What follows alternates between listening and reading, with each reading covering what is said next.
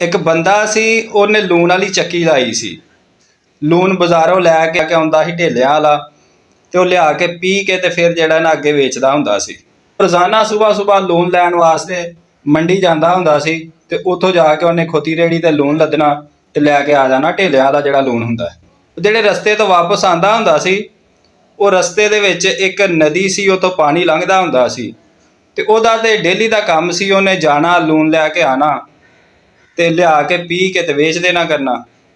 वो एक दिन गर्मी बड़ी सी उन्हें खोते ते लून लद्या, खोता बेचारा थक गया।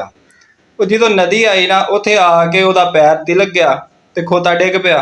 वो हुण वजन बड़ा सी खोते ते उहदे कल्ले कोलों चुक्या ना गया। वो बंदियां नूं सदन लग पिया। थोड़ी देर लग गई बंदे आउण तक। उन्नी देर च जिहड़ा लून खुरन लग पिया, पानी लगदा रहा ते लून खुरदा रहा। जो आके बंदियां ने चुक्या ते खोते तो वजन वाहवा घट हो गया सी। खोते ने आख्या यार आ ते काम बड़ा सही है, इत्थे आके रोजाना ही बह जा करांगा।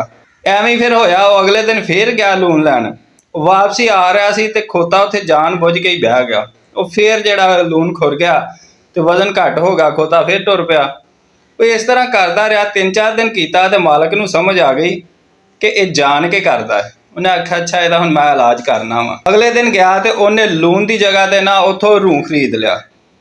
रूह लैके उन्हें रूह दियां पंडां उहदे उत्ते रखियां ते आ गया। जो वापस आया ना खोते ने रूटीन के मुताबिक ही उत्थे आके खोता बह गया। जो खोता उत्थे बह गया तो पानी जिहड़ा सी रूह ने चूसना शुरू कर दिता। वो बजाए लून की तरह खुरन दे वो तो होर भारा हो गया। बस फिर की होया कि थोड़ी देर तो बाद जो खोता उठ्या तो वो तो बड़ा वजनी हो गया सी।